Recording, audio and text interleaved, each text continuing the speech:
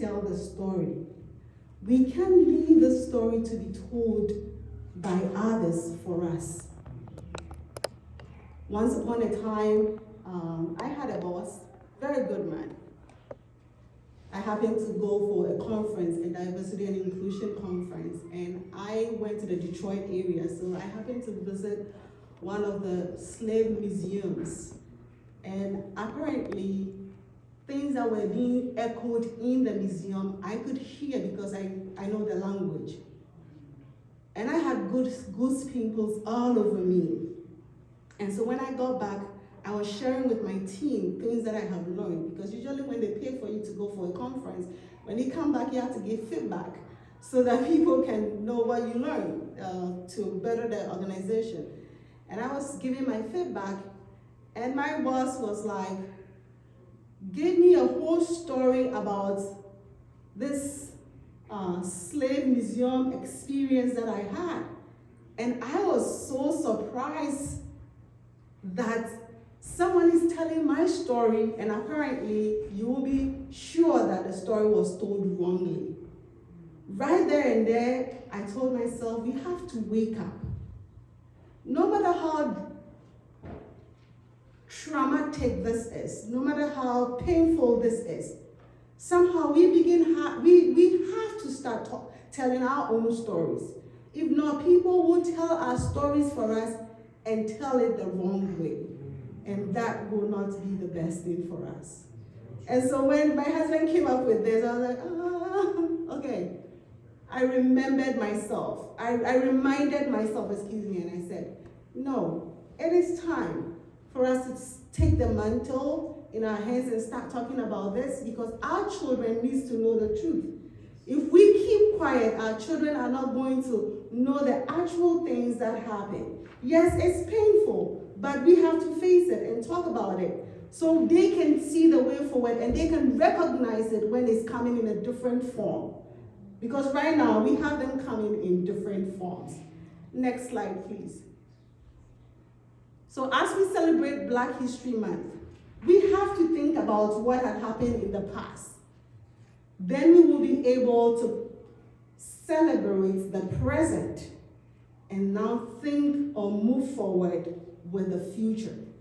I know this is maybe, I think you can see. So back in the day, some of us were never born, our ancestors. I mean, I don't know, way back, what we were told is that informal education was what we were used to as the people of now Ghana. We didn't have the formal education that we have now, that we get to charter difficult things, able to understand, have sophisticated minds to do things. No, we used to have informal education.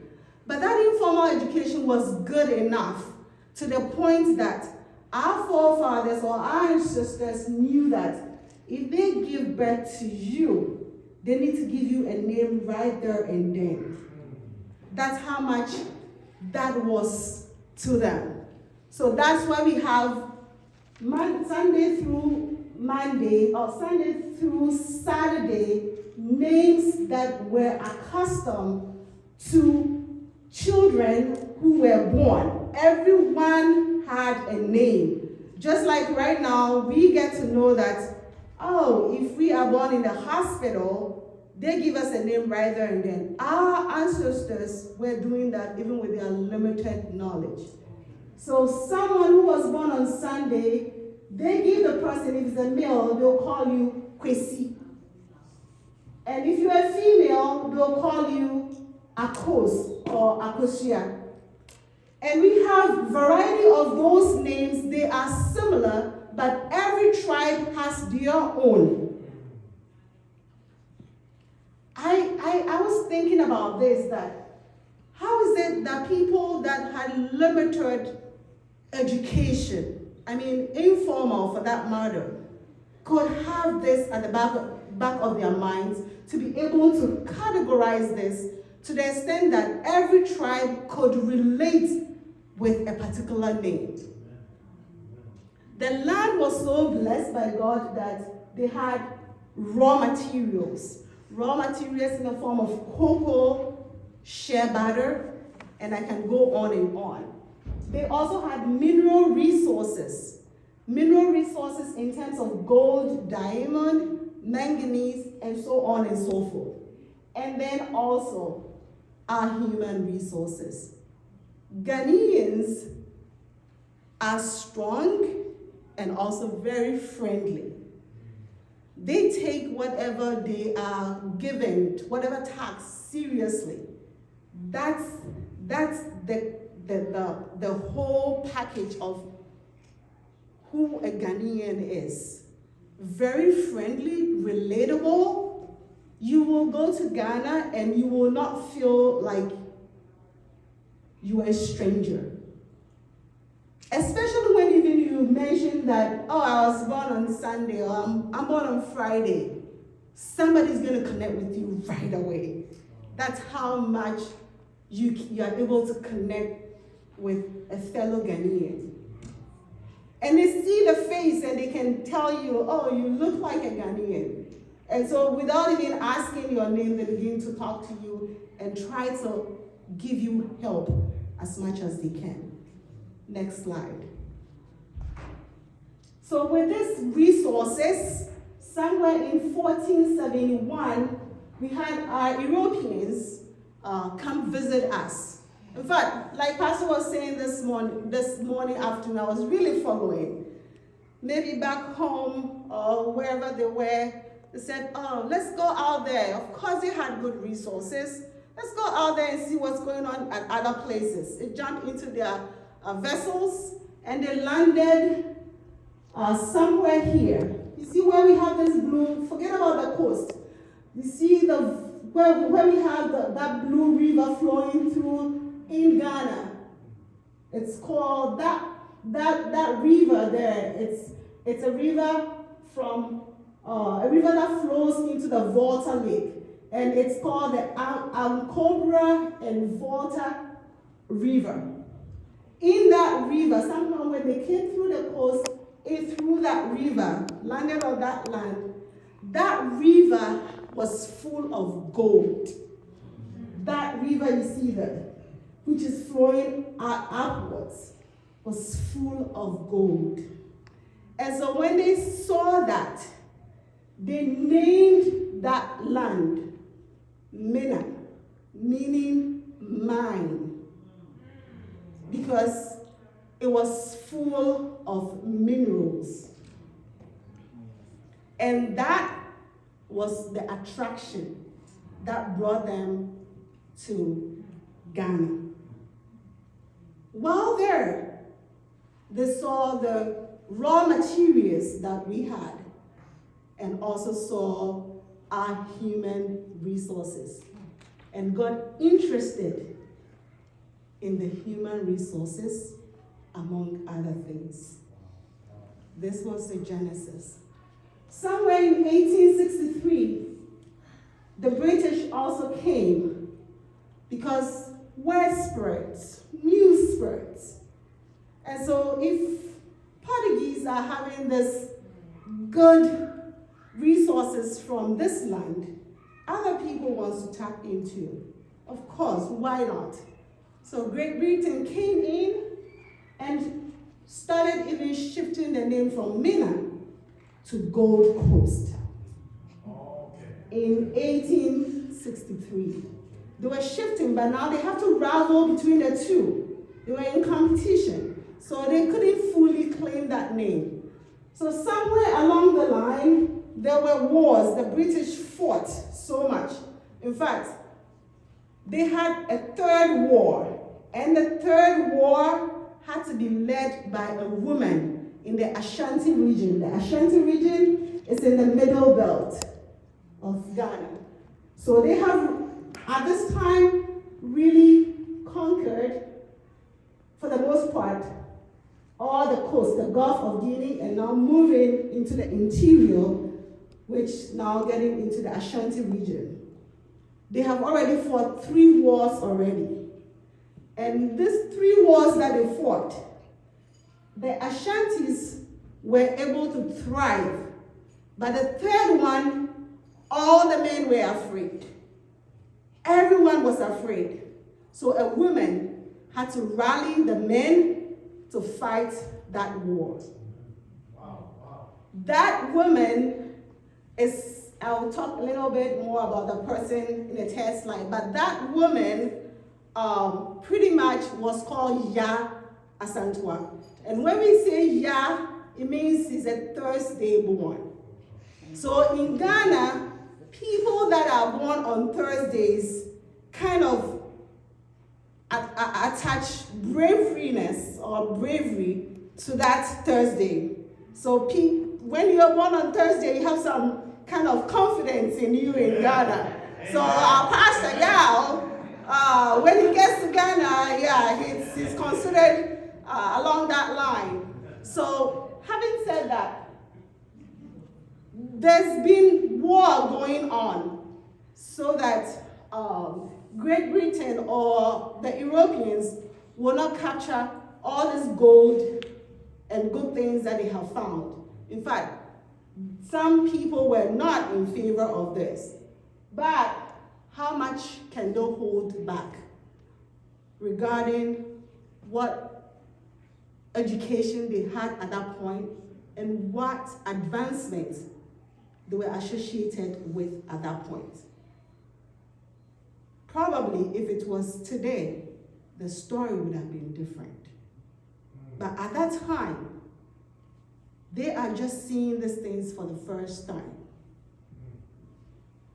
Somewhere in 1874, now Britain gained total control. They captured and were able to now call the land Ghana Gold Coast. And Mina was eradicated outright because they have won. They have fought so much and won. In fact, they controlled from trade to social structures. Everything, they controlled that. They even claimed the fort that was built by the Portuguese as their own because they have won now.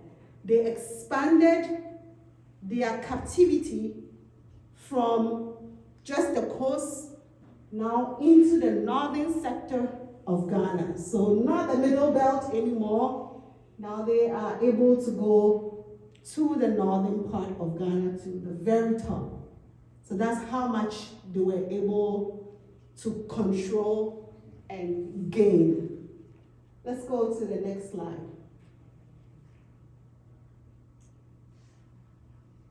So as we celebrate Black History Month, it is time for us to also mention some of the heroes and the heroines that fought for us. Most of the time, because our stories are being told for us, some of these names are not being mentioned at all.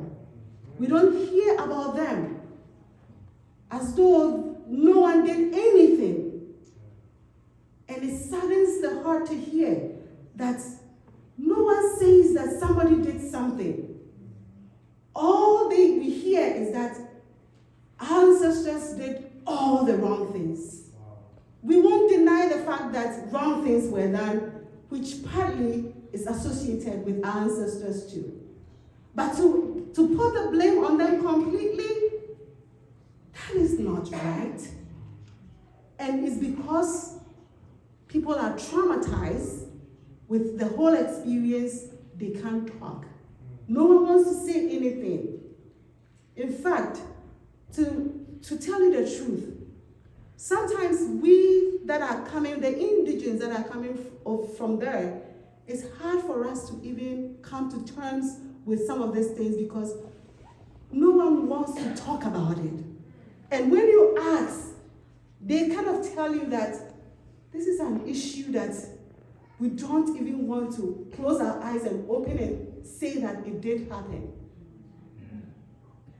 Our ancestors, our ancestors will tell you what we've heard is that it is an issue that they would rather want to keep quiet over. But for how long, the thing is, for how long are we going to be keeping quiet over for other people to tell us our story? It is time for us to face the reality and talk about the story ourselves. So apart from Yasantua, who led men to fight with primitive tools and won, we had people from the northern part of Ghana. You see that wall there that is covered? It's covered with a shed. That wall was built, it was a defensive wall that people in the northern part of Ghana built around their houses to prevent raiders from getting in to take their children, to take their families on this journey. We cannot see it very well, but that part of the wall, if I want to describe it, it's like Jericho, the walls of Jericho. It was thick, but of course it was built with mud. But it was thick and it was built at a very high length to prevent people from getting into their community or their family home. Right now we only have a few pieces of that land, but it has been preserved, that wall, sorry, but it has been preserved, and of course sheds have been built around it. Hopefully, now that we are getting to advance ourselves and some of us are looking into these things, we might go home and say that wall, we want to preserve it even in a better way. We probably want to build a house around it to preserve it very well so our future children can have something to go back to look at. But at the present state, we have just a shed covering a piece of that wall. That signified what communities were doing to prevent these raiders from taking their children and their families away from them. In addition to that, we also have the Elu community also resisting these raiders that will come and forcefully take their families. We also have, in the same northern part of Ghana, we still had the Dangaba community. They moved into rocky areas. They moved into caves just to be able to be safe. We also have people from the Telesi tribe that took refuge in caves and rocks and shelters in the hills, a hill called Tong Hill, also part in the northern region. They had to leave their home to go hide in hills, go hide in caves, just to be able to survive this trade issue that was going on those days. We also had people that, a community that created a tunnel. Okay, they created a tunnel.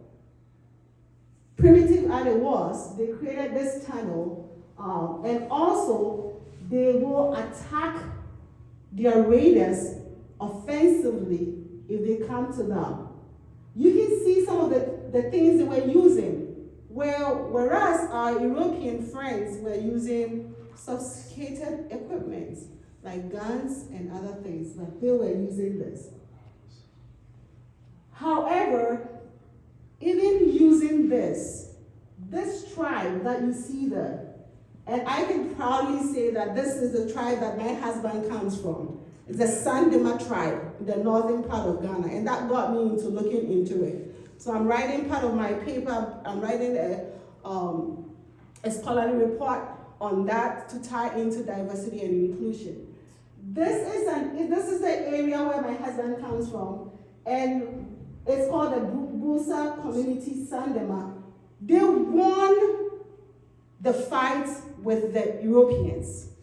They fought with whatever they had in hand and were able to capture their tools that they were using in fighting. They collected all these things, and this have been put at the battleground where they defeated their enemies. Some of these weapons that were captured from their raiders also have been placed at the Chief's Palace in Sandema. So every year in December, they have what they call the Fiok Festival to signify the victory over slavery and winning the winning that war against the European. Last year, my husband went to Ghana to go do evangelistic series, and when he called me, he said, "Oh my goodness, I missed the festival. We need to," because he went around December and he had to quickly leave there to come to Valley View University, a Seventh-day Adventist school, in time to come get other things done. So he said, "Oh, I'm just leaving there, and the festival is about to start." I'm like, "Don't worry, there'll be a good time that we can take all the kids there to go look at it." So this, as we celebrate Black History Month, we want to take the opportunity to remember some of these communities and heroines that fought on our behalf, even though most of them were overpowered. We want to say that we are grateful that some of them at least fought for us. Amen. Next slide, please.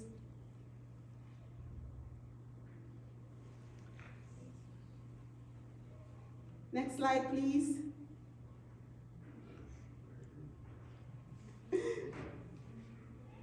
That work can be hard. They're trying. Thank you very much. So having said that, yes, we know this happened. We know Ghana now has taken its name from Gold Coast. We have to begin to do something. We don't have to just sit down and say this happened, and so it had happened. No, a lot of our relatives were taken away from us. A lot of our relatives are gone.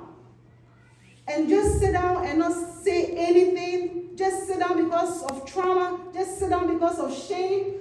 No, it is time for us to do something.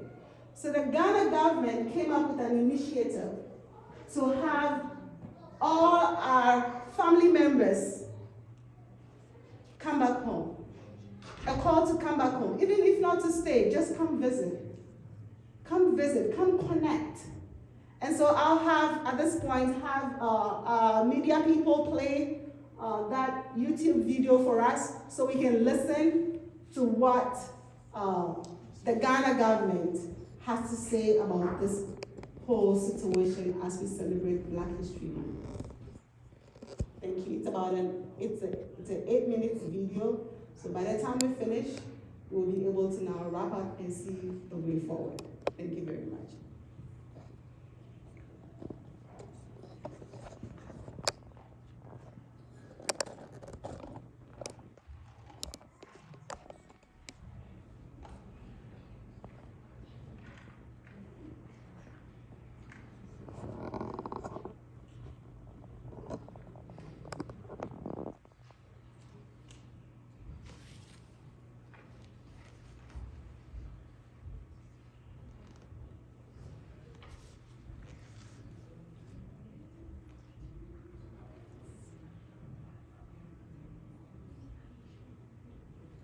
Maybe you can just copy it and put it in the link, copy the link and put it in.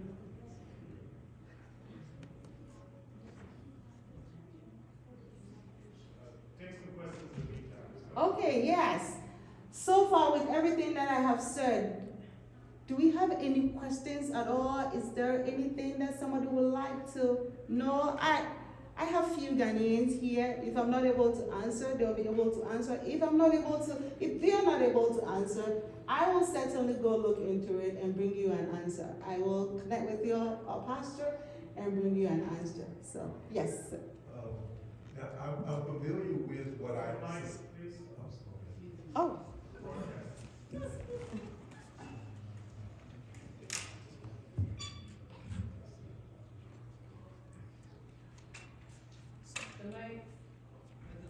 Maybe you can use this. Okay.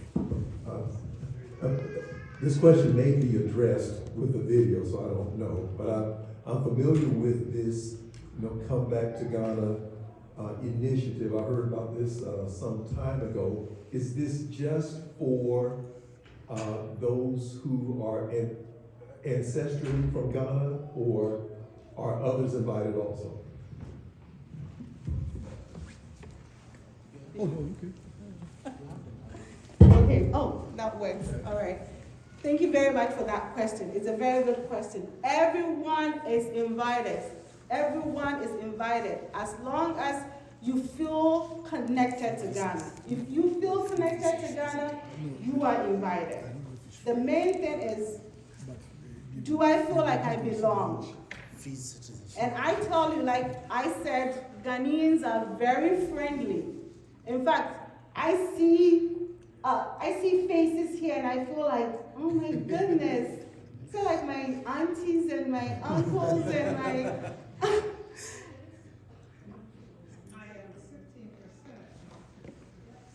You are 16%? Oh, wow. See, others can even check and tell you how much related they are with Ghana. Of course, you are so invited. And I can tell you, if you want to go to Ghana and you, for some reason, you don't feel like you can go at all, or you want someone, just connect with me and my husband or the Ghanaian church. We will make sure that your going is really safe, it's really goal-oriented, and you just get whatever you plan on getting. So I'm glad to hear that. And which day were you born? Which day were you born? So we can connect you with your name. Yeah.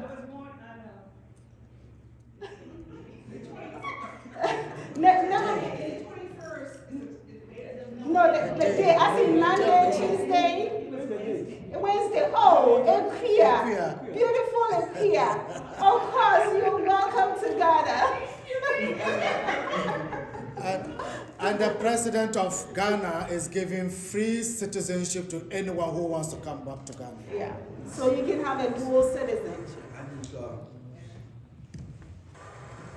It sounds like good news to me. What are the steps, the actual steps that we have to do? We see you and we have to get a passport. What steps do we have to do? How much money do we have to come up with?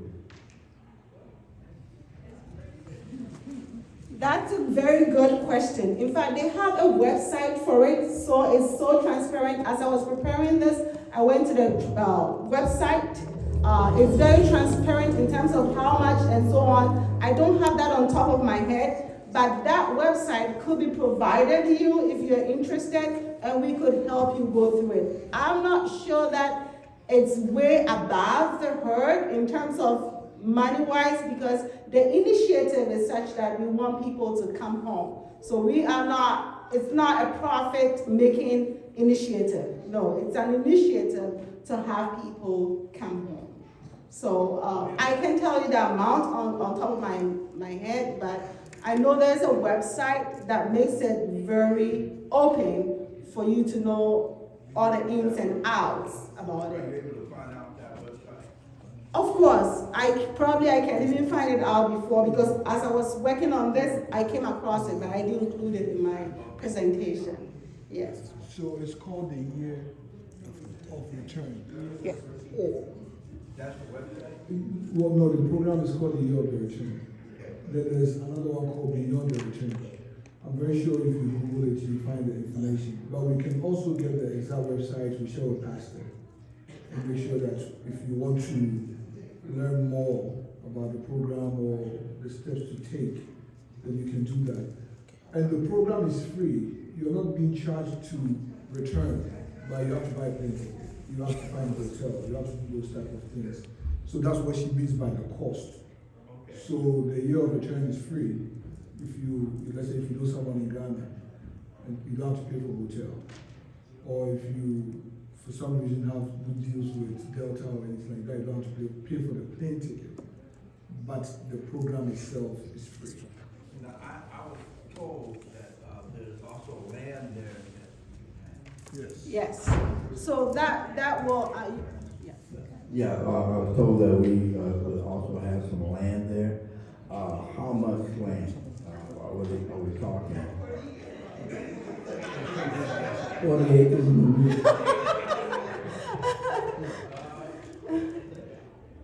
Is he going to play? Okay. Okay, can we watch, At 100 by 80 is about 5,000. It depends on the area. Some are rural and some are urban. The urban is a little bit high, maybe about 5,000 for 100 by 80. But with the rural, you can even get $1,000 for, a plot of or land? less, for a land to build.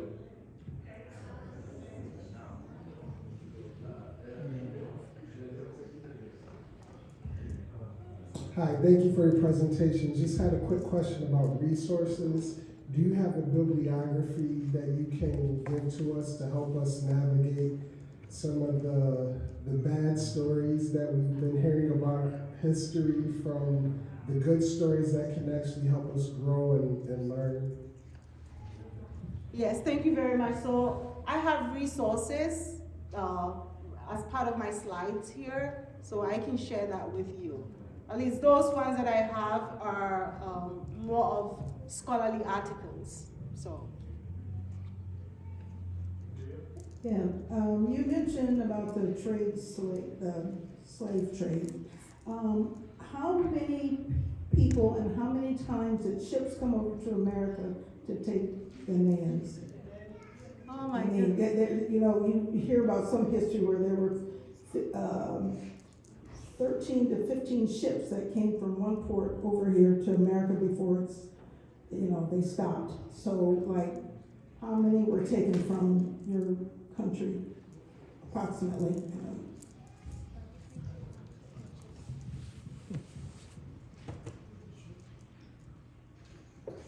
So I think if you, I don't know the exact number of ships that came, right? But a lot of the people who were captured, especially in West Africa, went to Ghana. So they were not all Ghanaians.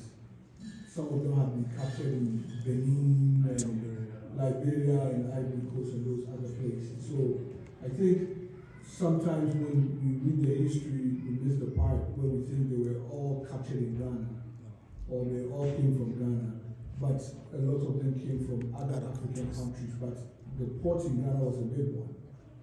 And so most of the people were channeled through Ghana through that, is it called Door of No Return? Yeah, the gate of no Door of return. No So that's a building. That building was so huge. It was the Portuguese that first built it, Yes. and the British took ownership of it. It was so huge that that's where they did, and they stayed on top of it. And the dungeon was right beneath it, where people have guarded. So that's where they live. The Europeans were living. The quarters were right up there. The dungeons were down there. That's a big place. And so they get from other places and they sit there and they handle the whole trade over there at the Elmina Castle. So it could, we could give numbers, but like he said, because of the frequency of other places, it's very difficult to really come up with a good authentic number. So it's more of estimate for the most part. And the question Prof asked about the bad stories, some of the stories are not actually true. Because when we hear sometimes what happens in Chicago, you will hardly see that happen in Africa or in Ghana in particular. The number of people that died in the streets here, you can't see that back home. Even if I get home or a visitor comes home at night and you are going to a place and you don't even know, in the middle of the night, anyone you meet and ask will be able to take you straight to where you're going. Yes. Without asking you anything. If you get lost and you can ask anybody, oh, I am looking for this particular, once you mention the name like Yao, Kwame, this old man is this and this, somebody says, okay, follow me. Even if it is in the dead of the night, they'll take you to your destination. So some of the stories are not true. All right, so we can watch the Beyond the Return now that connects to the return invitation. Ghana has granted citizenship to several African Americans and Afro-Caribbeans as part of the Country Beyond the Return initiative to attract resettlement of Africa descendants. In 2019, Ghana successfully hosted the Year of Return with raft of activities at home and abroad to encourage the descendants of those who were forcibly sent into slavery to return home to Africa. Ghana has become a repatriation hotspot for many Black Americans over the last few years, since the country hosts, among others, the many castles and forts which were used in the slave trade. Ghana was used as a slave trade hub during the transatlantic slave trade. The Portuguese built the first permanent slave trading post at Elmina on the Gold Coast, now Ghana. This eventually passed through Dutch and English hands, and by the 18th century was handling 30,000 slaves each year. According to documented history, between 1650 and 1900, 10.2 million enslaved Africans arrived in the Americas from the 8 regions in Africa used for the slave trade. About 80% of the Africans who were enslaved and transported in the transatlantic slave trade went through the many castles and forts which can be found in Ghana.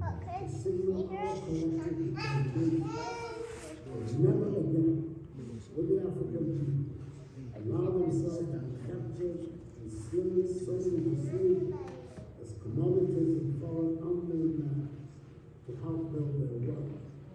Wealth from whose enjoyment they were about to be excluded. It would provide a bridge for the reunification of the broken African family to construct a new future of progress and prosperity for the Black peoples of the world.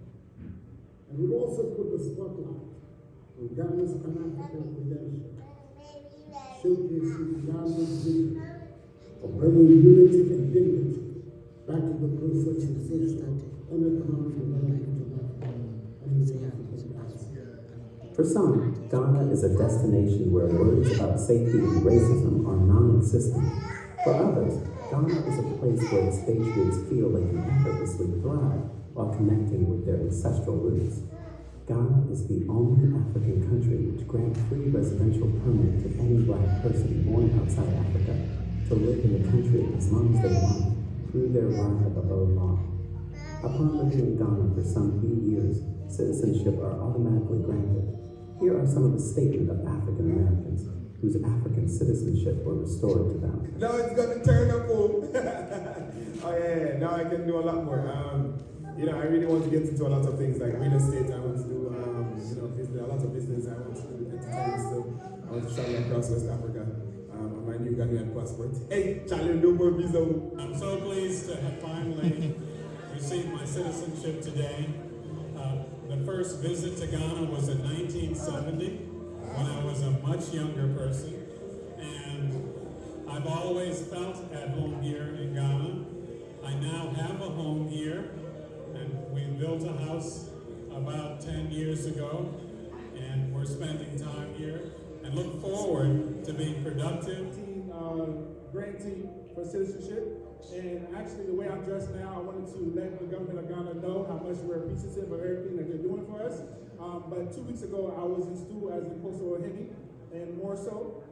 So my new name is Nana Akwesi Dentra, and I just wanted to show that we love Ghana and that we are continuing to invest and engage in everything that we're doing in the country. Oh, I'm very excited. It's a very, what should I say? Just an exciting day for us. Many of us have been waiting for this for a long time. Like me, I've been living in Ghana 20 years. I've been married to my husband 43 years. So, the people, the country itself, and everybody here is so welcoming. That's the thing. It's a very pleasant place to live. The people are pleasant. The environment is pleasant. And we feel free here. I always want to come here to meet and greet and help my brothers and sisters, always. And I just happen to be Ghana. I'm glad I came to Ghana. It's a wonderful country. Such wonderful, warm people. Excellent. I feel great. It's been a long time coming. I'm very happy. I feel fulfilled. And I feel like it's really a dream come true for me. My life is unfolding beautifully in Ghana. And I'm happy to finally get Ghana citizenship. It's a really big deal. It is an honor for me, on behalf of His Excellency the President Nana Addo Dankwa Akufo-Addo, to welcome you all to this memorable occasion. on the swearing in of our brothers and sisters of the African American and Caribbean diaspora community as Ghanaians. I'll add again. The Ministry of the Interior, after a careful scrutiny of the applications of 126 members of the diaspora community, recommended the grant of Ghanaian citizenship by His Excellency the President to our brothers and sisters. He granted it, and therefore we are here today. Distinguished ladies and gentlemen, following the illustrious tradition of our first president, Osajo Dr. Kwame Nkrumah, George Padmore, and particularly that of Dr. Y.E.B. Du Bois, Pan-Africanism has remained both the cornerstone and the unique cliche of Ghana's foreign policy. This tradition, His Excellency the President has rekindled and demonstrated by the establishment of the Diaspora Affairs Directorate under the office of the President. He wants them under him, under his eagle eyes. And what a team we have, led by Brother Ababio. The Year of Return program in 2019 was further to demonstrate government's commitment to this. In a related development, the beyond the return activities currently being pursued by the Ministry of Tourism, Arts and Culture is a further step in the right direction. I am glad to state that you are our own people who have chosen to return home and make Ghana your preferred home. You are welcome and you are assured of our hospitality, Akawobsa. I think it is a spiritual healing for those who are receiving this citizenship. As you know, some years ago, they were forced into migration when they didn't have any choice. And for those who went away to the plantation farms several years ago, even though it's about more than 400 years, those who have found, the descendants who have found their way back to Ghana are looking for that spiritual healing, are looking for not just the citizenship that we have given them, by restoration, we are restoring citizenship for them. So when a person of this kind is getting a citizenship, it is not the same as Ghana giving citizenship to a Lebanese, to an Indian, to an American, to a white, a Caucasian, or a British guy. This is a different sort of ceremony, which is why the Interior Ministry and the Diaspora Affairs Office finds it necessary to organize something special. And on occasion like this, give the citizenship back to them. So it is a restoration of the citizenship that they have lost so many years ago, which we have given back to them.